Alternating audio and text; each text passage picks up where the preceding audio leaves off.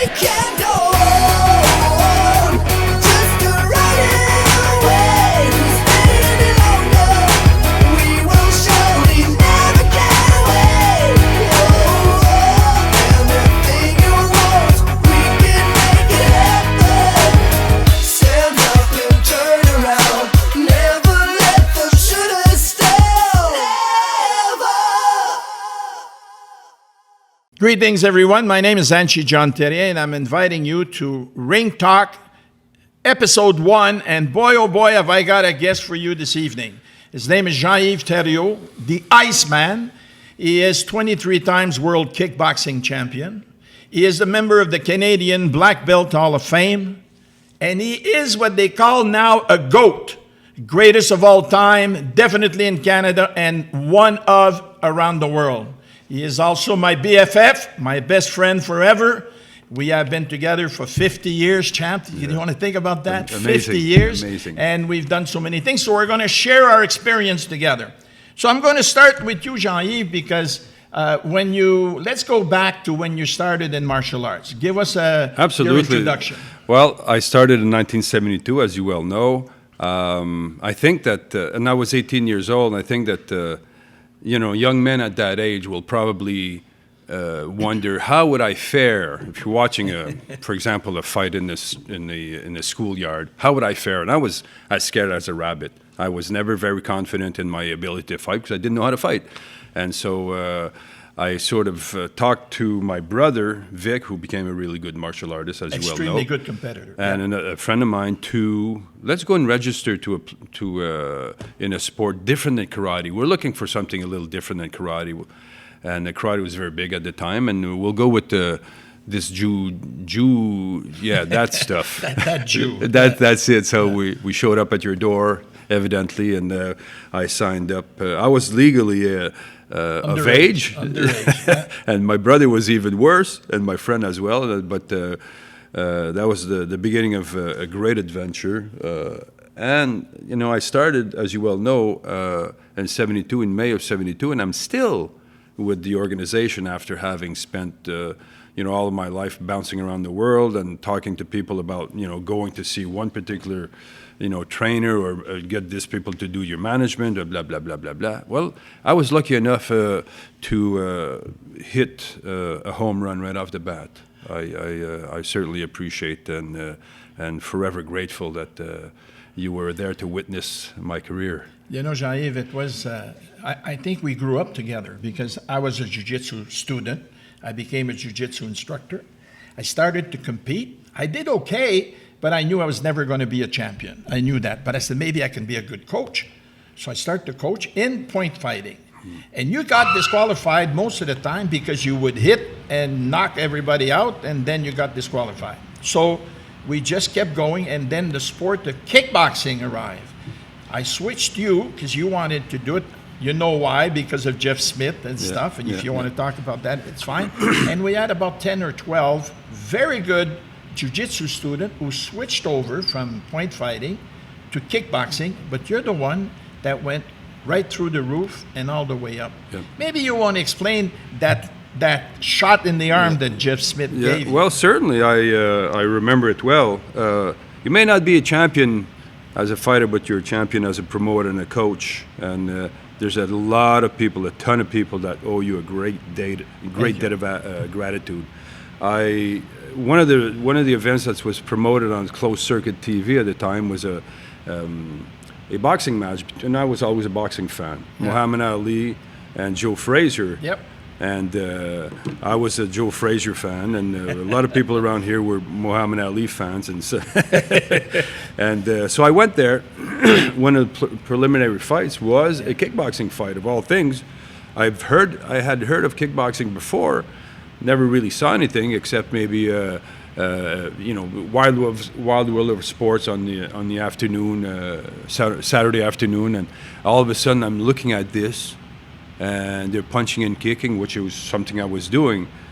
And I remember very distinctively, I sort of looked up in the air. And I said, "This is why you brought me here." Yeah. And that was a moment, that was evidently a life-changing moment for me, and I truly believe that destiny was sort of unfolding in front of me. Jean-Yves, you're so right.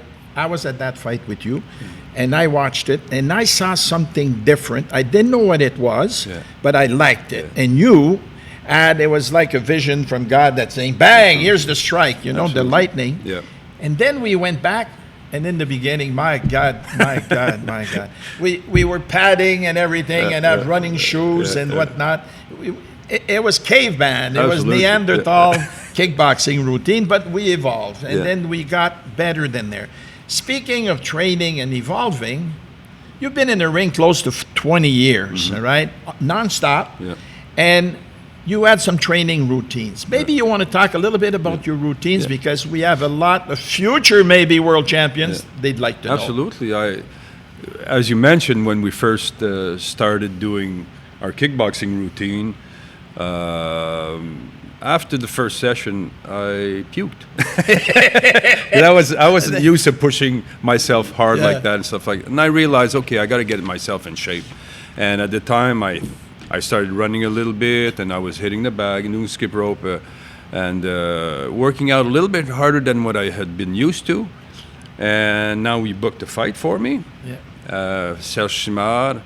At the Ottawa Tech High School. Ottawa Tech, no ring, just a mat. No ring, running shoes, and so, and again, I mean, I never really understood the importance of the anxiety level that would get you out of your conditioning level, because it cuts your ability to breathe and then relax and stuff like that. So after one round, and thank God I was able to finish, only because he got more tired than I did, I think.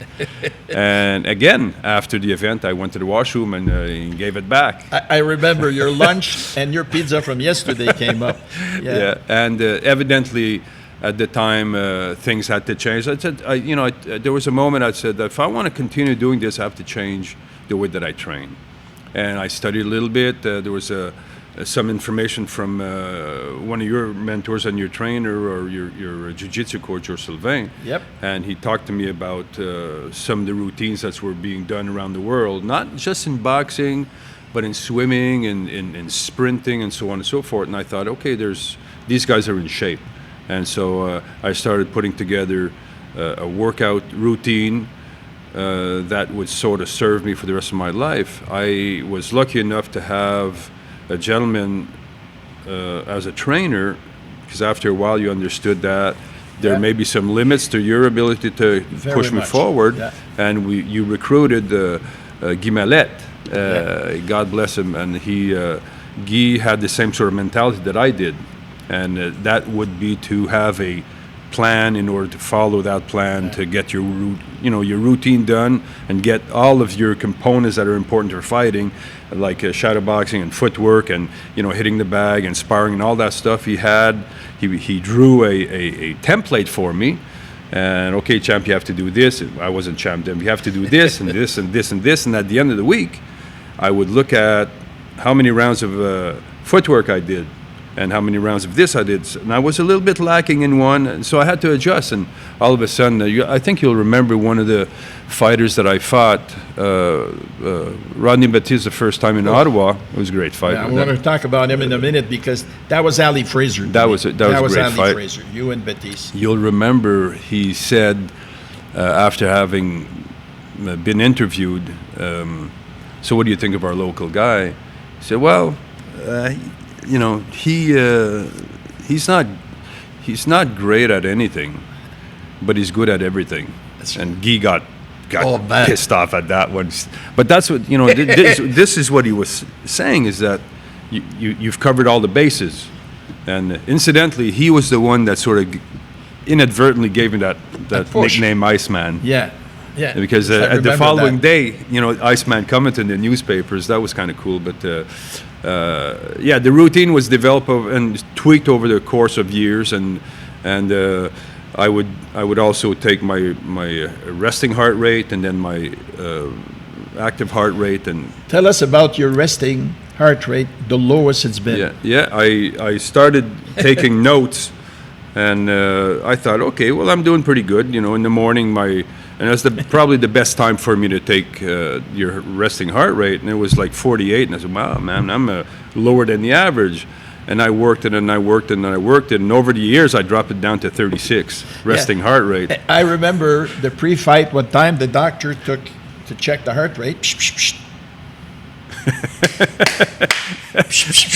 thought you were dead, man. This thing was not working. Yeah. So no, that was you were a true blue athlete. You never cheated. Yeah. I never had to tell you got to train. No. You trained, Yeah. and when there was a time for a fight, you'd walk up. Remember, 15 steps, the Yeah. landing, 15 steps. steps. Sweat equity started at the landing. Right? That's By it. the time you got up there, you were all soaked Yeah. in the summer months, and you would throw your bag on the big heavy day, but you would always do your workout. You Absolutely. never cheated yourself to Yeah. work out or whatever. And when there was a fight, I'd say, "Champ, see me after. I got a fight." Okay, you'd come up and I'd say, "You're fighting Steve Mackey. When, where?" There was never a question of, "Got to get this." You knew I was going to get whatever Of it was. course. Guy Mallette would walk in. "We got a video of this guy," you know. And I'd say, because Guy was really exciting Yeah. guy, and I said, "Yes, Guy, it's ordered." And it was not like today. There was no cell phone, and Yeah. there was no Right. internet. That's there was right. nothing. You Right. know, we're talking late 70s, Yeah. and then we got things put together. So that was pretty good. you, in those training, you really deserve to be there. And part of the championship team later, we brought in Marc Brunet. Of course. And tell us about Marc Brunet. He was a sharp guy. too. Mark was very good. Mark was had a different method than Guy did. Yeah. Evidently, Guy was, well, you have to do this, you have to do this, and after a while, he sort of understood that I know what I'm doing, and I understand what I can do today based on my run in the morning. If I ran really hard, Guy, today's going to be easy. Mark was, I loved him, man. He had a very subtle way of correcting me. I remember one. I think I was having difficulty throwing my hook punch, and then, I'm anal with this stuff. It's got to be close to perfect as possible, and he was detecting something not quite right with it, and he asked me, he said, "Hey, Jean-Yves, you want to show me how to throw that hook?" And I'm starting to explain, and all of a sudden, you son of a bitch, you got me. So asking me how to explain to me was a way for him to tell me, we need to work on it, to straighten it out. So God bless him, man. Well, this is so nice, and I like Mark too. And then, but I got to talk about 3 key moments in your career that changed Canada for one, but changed the world. The first one, Bill Wallace retires. I'm trying to line him up to fight you, and Bill had done his career undefeated, another GOAT, greatest of all time. Yeah. And it went well, so the PKA said we're going to have a runoff. And they get you to fight Emilio Narvaez in Boston. In Revere, Massachusetts. Right, yeah. And they also get you, they get Don Wilson to fight Rodney Batiste. Exactly. In Florida. Florida, yes. And so the fight for the world title is going to be, and I had to fight hard to get that fight here because all your career you fought mostly out of town, and so you needed, I said, this is a hometown thing. We want it good. So we go to Boston to fight Emilio Narvaez. And that fight, first thing that comes to mind is the long count. Exactly. We get there, and his instructor, Ray Martin Martin is the referee. I go, "Hey, guys, you got to change this." And I was so mad, and I think he had a cousin or a brother-in-law as a judge. Exactly. And I said, "Chap, we're going to... This is what you told me. You said, I don't need any damn referees or judges. I'm going to knock this guy out." And never you say that. Yeah. But this was the biggest fight. I was pissed off, too. Of course you were pissed off. And it was for the title. Yeah, exactly. Take us to that fight, because that was... And Narvaez was good. Yeah, Narvaez was good. That was the second fight I had with him. I fought in Kitchener. In Kitchener for Ron Day. Ron Day and Wally Slokey, one of my martial art heroes, was the referee. And we didn't know each other then, but I really admired him. I followed his career as much as I could. And so we get, and it's very, very hot in there. It's just like a barn. And I probably lost 5-6 pounds just waiting in the room, in the change room.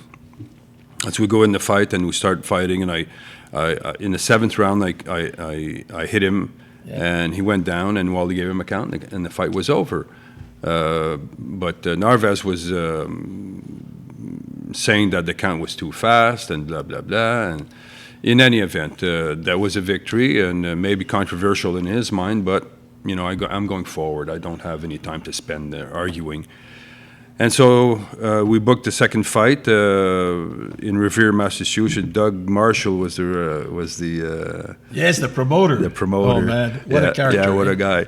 And so we get there, and prior to the fight, like you say, we find out that his instructor, Ray Martin, was the referee, and one of his, I don't know, a family member was one of the officials, and that. I may have appeared calm, but I was pissed off as well, and so that's when you said, reason, yeah, that's what we said. We're going to try and change the setting to make it more fair. So don't worry, John, I'll take care of it. And 5th round, I believe, 5th or 6th round, I believe, and I knock him down again. And the referee gave him a count of 17. Well, better than that. It was on the ESPN. Right. All right. And they showed the last 30 seconds. That's right. 29. Yeah. 28. And at 17, we have that on video. Right. He goes down. Right. 16. 17. A standing 8 count that lasted 17 seconds, and he carried him to the corner to sit him down. So anyhow, the following round, I think 1 or 2 rounds later, you put him in La La Land, and that was the end of that fight. That's right. Then we come back for the world title fight. I had to pull all the strings I knew and all the savvy that I knew to get that fight in Ottawa. I thought you deserved to fight here. Bring all American judges, that's fine.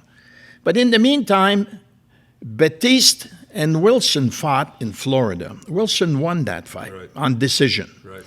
But he would not come to Canada to fight you. Right. And Don Wilson's a great champion. It's not a knockdown. This is early in the day, maybe bad advice.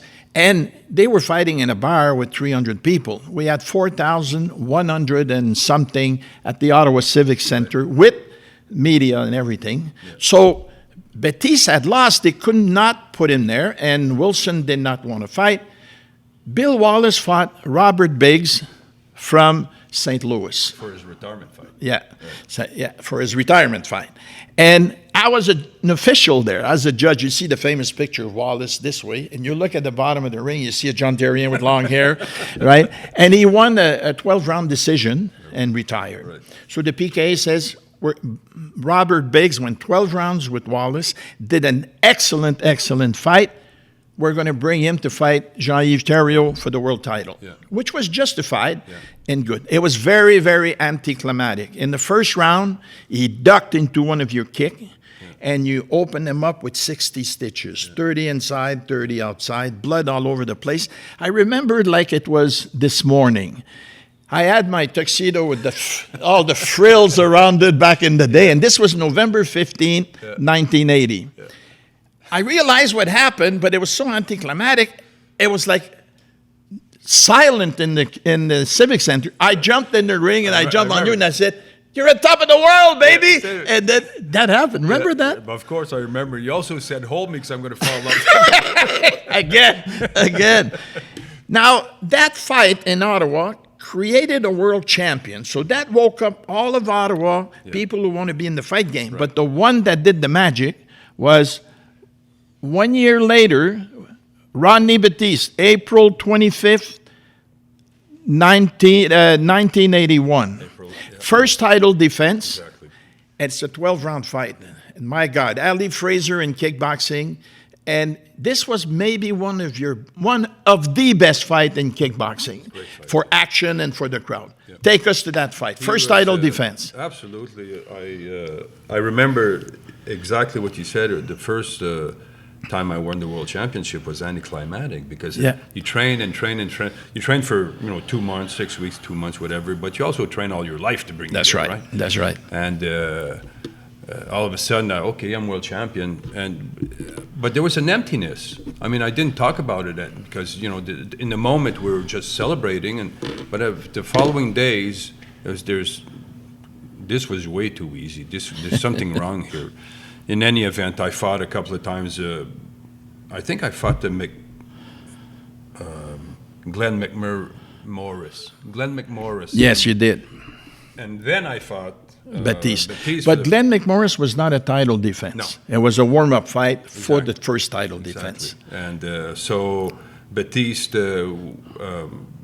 thought that he should have won the Wilson fight. Yeah. And his camp was clamoring for a world championship, and evidently you booked that one. Yeah. And first time I went 12 rounds. And that was a jubilation for me. I felt great, and it just justified my training Yes, of course. rhythm, Yeah. my training regime. And Rodney's a great guy. He sent me a text just the other day. Rodney? Yeah, he said, "Oh man, I played my greatest round, 92 or something." I said, "I got you beat, man. I got you beat." In golf, yeah. Yeah. And it was a great fight. That was the second fight, it was the first fight that we had together, and Jeff Smith was his corner man. That's He right. said, that was a great fight. We deserve a rematch, and we did the rematch. And we did the rematch in Montreal, but he was also part of the June Repower team, which is something really great. So that opened up Ottawa in a big way. Then the next fight, this is where Canada started to go. You win the title in Ottawa, everybody says, hey, one of us won. Yeah, exactly. And then we started to speed up. Yeah. Then we go to Montreal. First fight in Montreal, Jarvis Gardner, January 26, 1982. Réal Massé is the promoter. I'm not at the weigh-in. I'm still in Ottawa, and I'm going to join in for the fight. And Jarvis Gardner is taller a little bit than you, and he's built like... Not this. Yeah. He's unbelievable, and he's got a six-pack before it was fashionable. Massé calls me. Hey, tabarnak! Have you seen this guy? I go, oh, don't tell me that he thinks this guy is a bum. This guy is really, really good, and it's a title defense. And I said, why? He said, you should see how strong he is and how build he is, because he had hit the bag too. He's going to kill Thériault. I said, okay, that's all I want to hear. Thank you. We'll see you at the fight. I'll be there tomorrow. Exactly, yeah. So the fight happens. The boxing world is there. The martial arts world is there. There's no kickboxers yet, okay? And the wrestlers are there. All the media is there. And the whole damn place is like, not anticlimactic, but kind of quiet because they don't know what to expect. They don't know what to expect, but they're expecting something. You step in the ring. Go from there. Little guy.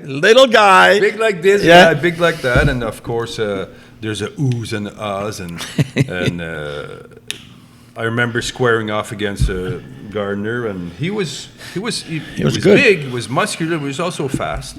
And I remember ducking under one punch, and then ducking under another punch, and he dropped his hands, and I skipped and followed, hit him with a roundhouse kick. Roundhouse kick. It was a And, kick knockout.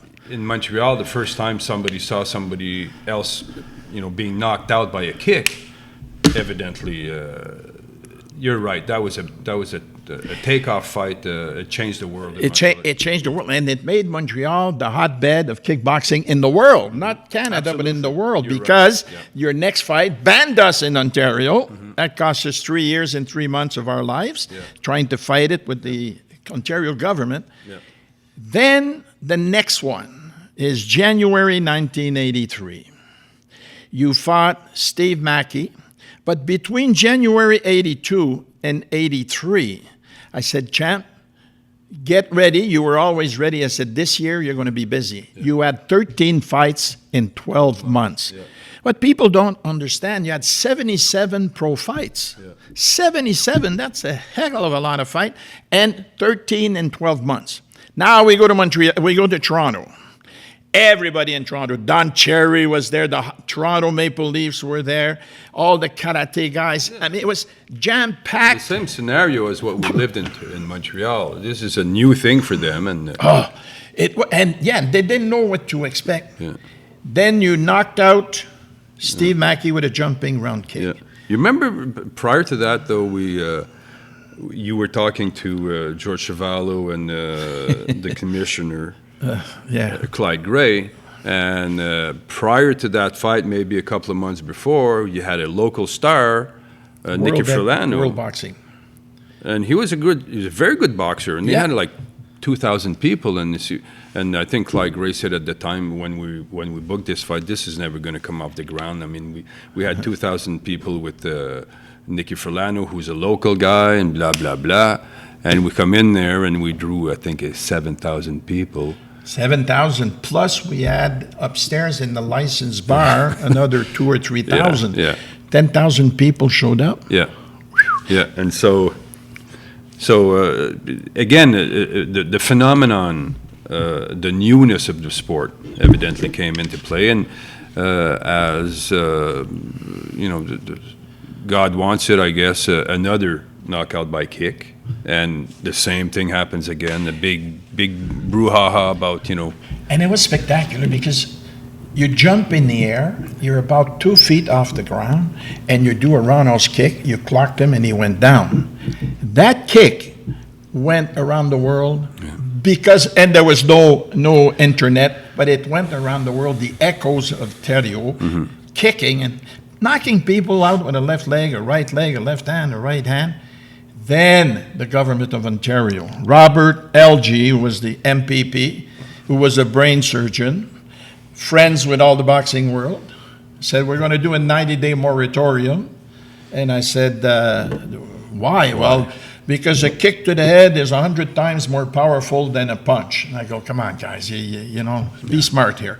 So anyhow, that 90-day lasted 3 years and 3 months. So in Ottawa, we were okay because we could fight in Quebec and Gatineau and Hull then. Right. But Montreal took the lead, and Montreal became the hotbed of kickboxing. When we went to Montreal, it's like if I watch a black and white boxing movie from the 50s. Yeah. And you see, there was all the lights from the TV, and the place was so packed, it was amazing. And everybody was smoking. And you see all the smoke come up. It was like a really cheap black and white movie. And you had to fight in there. Yeah. And it was so hot.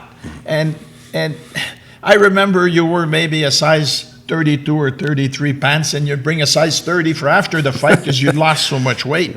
And but some of the best fights were done there. Absolutely. But now that put Canada on the map, and many, many great fighters came up.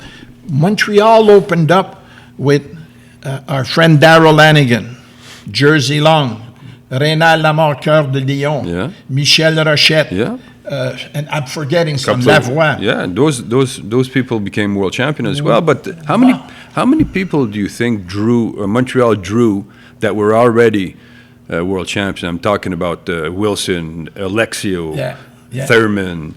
They were world champion, and they came up to Montreal to fight. I mean, that's quite revealing. Montreal was the hotbed. It was Absolutely. so much, and you had, there was a good promoter in the Real Marseille, but you, because of you, buddy, that's why everybody wanted to be. Then they got good. Then they all want to fight Jean-Yves Thériault, which is great. They want to fight the best to get the title. No, they didn't show up. That never happened out there because money-wise and a whole bunch of things. Now we're going to talk. Thank you for whatever you did for my country and around the world. You set that sport on fire, buddy. Those 3 fights and in between and whatnot. Now we're going to talk about a few classic fights. One that took 2 years to be put together was the Thunder and Ice. You remember Thunder and Ice? At Karate Mania in Atlanta, 1992, I think. And Bob Thunder Thurman, he was a good black belt in karate. He was a boxer. He rode Brahma Bulls. They rode on that. It's USA.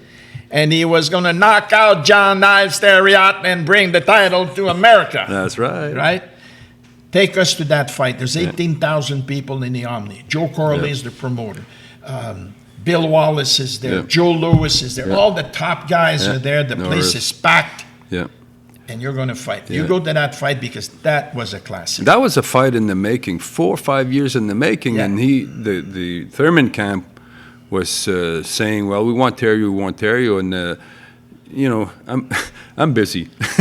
Go away. Yeah. No, I'm just joking. But we had some fights to take care of, and he was doing great in his division. He was good. And so the fight was promoted by Jim Abernathy, if you With remember. Joe Corley, Yeah. Jim And Joe Abernathy Carey- was the money man. He was the money man, but Joe Corley, God bless him, man, he did more for this sport than at least in the United States. He's the GOAT of promoter, man. Absolutely, he was a great man and very, very nice man. Anyways, and so there's maybe 12, 14,000 people in there. 18,000. 18,000, and there's probably 18 Canadians. And so I go in the ring. They didn't have the Canadian anthem. And there's a local guy there that he's a singer, a club singer and stuff like that. And he, I think was Abernathy or Corley asked him, could you do the national anthem? And he got the words and he said it and a cappella without music. And he hit it, man. He was absolutely great. And said, how did I do it? I said, you inspired me, my friend. And so... Hang on, because because you speak of the national anthem at the press conference. Bob Vander Thurman walks in with the American flag, Born in the USA music from the boss, Springsteen. Yeah. And that's when he starts to scream and yell at you. And the American media said, Mr. Iceman, that does not bother you? That Thunder Thurman screams and yell after you, he's going to knock you out and hurt you. What did you say? Well, I remember quite distinctively. I was trying to figure out something smart to say, and I came up with this particular and this sentence sort of stuck with a lot of people. I said, you know what? In Canada, thunder is just a lot of noise. So that the whole crowd erupted because the Montreal media, the Ottawa media were there. Yeah. They blew loaded it up. that up. They blew it up. Keep going. The fight happens after the national anthem. And we go in there, and Thumber, we face off in the middle, and his coach, geez, I forget what his name is. Anyways, Balls Clark gives us the instructions, and his coach says. He doesn't have a black belt. We can't fight. He's trying to throw me off. Yeah. He wanted you to wear a black he wanted me to wear a black belt, and they gave me a black belt, and I told whoever gave it to me, no respect, but I'm not using that. You can find me if you wish, but I'm not using a black belt.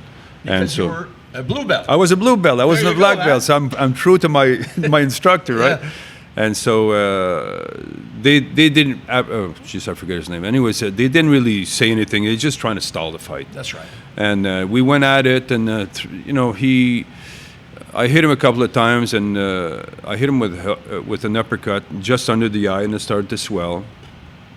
And the doctor came in between the second and the third round and checked him and said, "Okay," and his coaches were saying, just one more round. And you could see in the second round, though, that he was missing. He was really missing a lot of punches. You heard him real bad. And they let him go in the second round, or for the third round. And then I was hitting him almost at will. And the referee stopped it. And he claimed after the fight that I hit him with my head. I felt really bad for a while. And I was looking at that, and I said, I got to go over, because I don't remember doing that. And so I got a hold of the tape, and I looked at it. I said, I never hit him with my head. I hit him with my fist, but he stopped the punches with his head. That's right. That's where the head comes in. But you gave him a rematch, and course. you guys fought in France. Yeah, we fought in Le Havre, France, and Jean Peters was the promoter. That's right. Correct. And we fought under, I think it was about 3,000 people there. And it was probably because Jean was a promoter, a sports promoter, but not necessarily martial arts. No. And anyways, we set up, fought, and I hit him with the left hook, knocked him out cold. And unfortunately, stuff like this happens. He came to and realized that his career was over. He started to cry, I remember that. Yeah. And he came to himself and he said, I'm done. Yeah. I can't be the best in the world. Yeah. I tried him twice. he is the best, bar none. Yeah. I'm retiring. Yeah. And speaking of retirement, you retired a lot of fight. You and Rocky Marciano in boxing back in the 50s, I Yeah. think, or 40s, Yeah. but you retired a lot of people Yeah. because stepping in the ring with Jean-Yves Thériault, when I had to book the guys to come and fight you, they would give me a song and dance. They all wanted to fight you. Then they asked for more money and I say yes. But when the bell rang, they had to face you, not me, you, right? We had that B&B agreement, right? I booked the guy, you beat him up, and that always worked well. There's an incident I remember. I don't know if you'll remember this. We got fighters at the last minute, and you worked all night to get this guy out of Detroit. Exactly, two of them, and one of the guys that I fought came in, and a couple hours before the fight, you were sort of pacing up and down. That son of a bitch. He asked me for more money, and you happened to tell me, and he sort of. The idea was what I got. Yeah, exactly. Your subtle way. I think he bribed me. If I'm not giving you this much more money, I'm leaving. Take care of it, champ. Take care of it. Yeah. Let him earn his paycheck. And so that was a good fight. And I remember this. This is a promoter's nightmare. The main event and semi-final, the guys don't show up the day before, all night. Anyhow, some people in Detroit that we know send them over. We spoke about Baptiste, first fight, world title defense. Baptiste wanted a rematch. We gave it to him in Montreal. That was also a good fight. Great fight. That was it. You knocked him out, I think, in the seventh round. Yeah. But it was a perfect fight for the both of you. And I give Baptiste a lot of credit. He tried his best. And for Montreal, the place was packed because they knew that Baptiste had went the distance with you, right? And he knew because he's been knocking every, Peter, Paul, and maybe Mary, I don't know, but he's knocking out people all over. And he was good. Kerry Roop. Kerry Roop became world heavyweight champion, fought and beat Joe Louis for the title, and Joe Louis was king.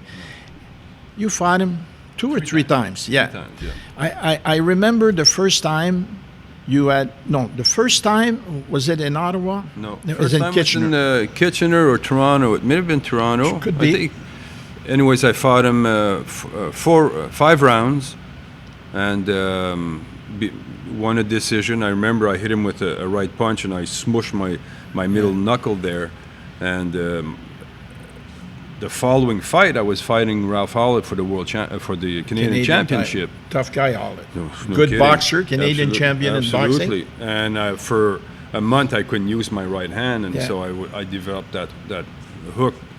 In any event, second fight, I fought him here in Ottawa, and I think it was the third or fourth round. I hit him, and I knocked him out and broke his jaw. Remember that? Yeah, I remember that. Yeah. You told me he was eating soup for a while. And then you the last time you fought Kerry Roop was in Montreal. Sure. In boxing, a boxer had died the week before in a Exactly. boxing match, took Exactly. too many shots. Kerry Roop came in, and Kerry Roop is, and when we speak about Thurman and Baptiste and Kerry Roop and Wilson, and these guys were top athletes. Top shelf. And Kerry Roop, you were manhandling him like physically with punch and kicks. You were controlling every round and more and more and more. And I forget which round. And after seventh round, round, he said, "That's it. Yeah. They throw in the towel." Yeah. He said, "I had flashback. I couldn't beat him." And the flashback that I had was this guy was dead in the ring a week before. Yeah, one of a sideline to that was his daughters were with him. Yes. And, yes, exactly. Which is, unique, I suppose. Maybe not something I would have done, but in any event, his daughters were with him, and he was getting, drummed around quite a bit. And between the 6th and the 7th round, I didn't hear it because I was focused on what I was doing. But somebody in my camp said his daughters were saying, "Enough, Daddy." Yeah, and That's tough. On November 1st, 2019, I had called him because Baptiste couldn't do it, Right. for him to come in. But I'm going to use a word now. I'm going to switch from the fight game to a little bit something else. Namaste. Namaste. Basically, what it means is when the physical and the spiritual come together, right? The acknowledgement of your soul. That's what it is. And I want people to understand that my best friend is Namaste. Jean-Yves Thériault, with all the charities that you've supported with your name and all the money that you raise, I know you raised $500,000 to $1 million to help children, mostly food banks and everything. Yeah. Am I correct by saying Absolutely, that? yeah. Now, I'm going to add a little something to that. The friendship that we have is so strong. Friendship is not based on one big thing that you do for somebody. It's appreciated. It's based on millions of little things. Absolutely. And that's what we have lived. Absolutely, Millions of yeah. little things. And when I talk about your charity, I think that the people should know how generous you are, especially when it comes to children. On November 1st, 2019, Capital Conquest in Ottawa, I get a call from Make-A-Wish Foundation. They said, Mr. Therien, is there a way you could raise $10,000 to help this child who is on his last mile, who needs this, so to make his dream come true? I said, let me get back to you. I started to think, and I came to see you right here. And I said, chap, I got a fight for you on November 1st at Capital Conquest. Okay. You said, I'm 65 years old. What are you talking about, a fight? I said, well, no, I'm retired. I said, well, let me tell you the story. And I told you about to help this kid, and you said, all right, I'm in. Yeah. But I knew you would say yes because your heart's at the right place. So then we called Baptiste to come in, and that was going to be Baptiste Thériault 3. Holy crap. Yeah. And Baptiste about the same age. But there was a little problem with his manager, and it didn't happen. So we got Ben Ladouceur to come in. Yeah. Ben, that was the biggest day of his life. Well, we did not raise $10,000. How much did we raise? Well, we raised over $25,000. $25,000. We helped 3 kids with that. yeah. And to this day, I mean, I love you forever, you know that, but for this day, I go, Well, 3 kids, champ. It's one of our great accomplishments is to and incidentally, you know, I do have, because of how I was raised, and part of how I was raised was here at the dojo. I remember very, very distinctively you at Christmas going to a family that was not as lucky as we were. Just Christmas, and every month somebody was benefiting from your charity. So, you know, it's all very nice that you tell me, but I learned from somebody, and part of that was from you. Thank you, mon frère. Now I'm going to go another route. How many people have you trained and showed them the gift of the life in your vision for martial arts? So many of them. You know, like we look locally, there's Ben Ladouceur in the fighters, world amateur champion. Steve Duperré. I was watching on Zoom. Son of a gun, this guy's good. This guy is a machine. He's a 100% product of you, same as Ben. Scott Jurgen. Holy crap. Scott Jurgen was another strong hitter. Absolutely. And a good technician. Yeah. So tell me a little bit, like you've got a vision for the future, and that's going pretty good. We, as you well know, we've been promoting. I say we because we've been together for almost 50 years, and all my career as a fighter, and we hooked up to do some events outside of the fighting ring. We promoted some fights. We did the Capital Conquest. I was lucky enough to assist you in some of the areas there, and over the course of years, there are fighters that immense talent. Unfortunately, maybe the only one that I was lucky enough to sort of help or assist was Ben, because he went all the way to the top. But I'm talking about, you know, Scott. Scott easily could have been elite, top tier And he's a world champion. scientist. He's a space engineer, spatial engineer. A rocket scientist, man. And over the years, a lot of them, the girls as well, and some of them not even interested in going into the fight game. No. But the influence that the school had on them was life-changing. Life-changing. It was. And speaking of that, where do you see kickboxing in 10 years or 20 years or yourself, Well, I'm going to be in the gym the rest of my life. Yeah, we're rats. I'd like to tell you that, kickboxing has a great future. I'm not sure on that. Things change. Things change, and because of guys like you and I that are interested in promoting our passion, there will always be some fighters. But there's also other sports that may influence these guys into going there. That's right. Look at Patrick Arsenault. Started in jiu-jitsu, went to kickboxing. He's doing MMA now. BJJ and MMA. Yeah, absolutely. So there's so many different. kickboxing is a specialty. That's right. And MMA is a specialty as well. You have to be well-rounded and stuff like. But Brazilian jiu-jitsu is a specialty, and karate is a specialty, and so. People have a much bigger choice now than ever, and so we're not going to get lost in this forest of martial arts. But we do have competitors. I think if we stay, yes, that's right.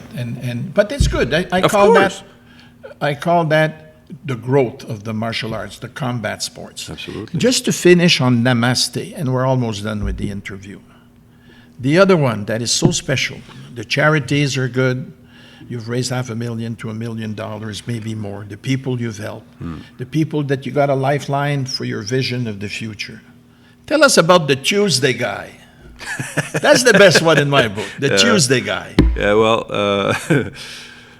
my mom, who's now retired and living in a 93. 93. Well, also she's still looking for a job. Yes, I told you. Yes. She said she said, I got to get a job. Yeah. Anyways, she's now in a retirement home, and she's comfortable, and she likes it. At the beginning, she resisted for a couple of years. And no, I don't want to go there. They're all old people, she would say. And for 6 months, I would go every week and go and visit her and, do her, help her out and stuff like that. And for 6 months, at least 6 months, she would say, I want to go home. That's heart-wrenching, man. I want to go home. Mom, you're home. You don't want to insist on it, but you'll be fine, Mom. You'll be fine. Anyways, we developed, as you well know, I have 5 brothers, and I'm number 3 on there. And I go there, and I call myself the Tuesday guy, because on Tuesday I go there and I eat with her, and I fix her apartment a little bit, and what do you need, Mom, and stuff like that. So she has visit every day for the whole week. Everybody good. And sometimes big things happen on a Tuesday, and I call you and I say, champ, we got something big. We're with the Ottawa Senators in the NHL. They want you and me to go there in the box. You say, I can't. Why? I'm the Tuesday guy. You never backed out of that. Yeah. Well, I remember you, I don't know, I think it was either on the weekend, but you would always go and see your mom. Yes. And I miss her today. She's gone. Of course. And I remember the joy that you had, and and the pain and the sore that you felt when she unfortunately passed. Yeah. And that was also a lesson for me. I would go and see my mom anyways, but I understood that it's important, not for me, but for her. It's important for me as well to have children, and I want them to understand that family, there's nothing more important than family. Family is it. Yeah. Champ, we're at the end. Yeah. I got a few minutes left, and I want to share something with you. I'm going to ask you a few questions. First of all, before we do a rundown on a few questions, you have an opportunity to have dinner with anybody you want, dead or alive. Mm-hmm. Who do you choose? Think about that. Who do you choose?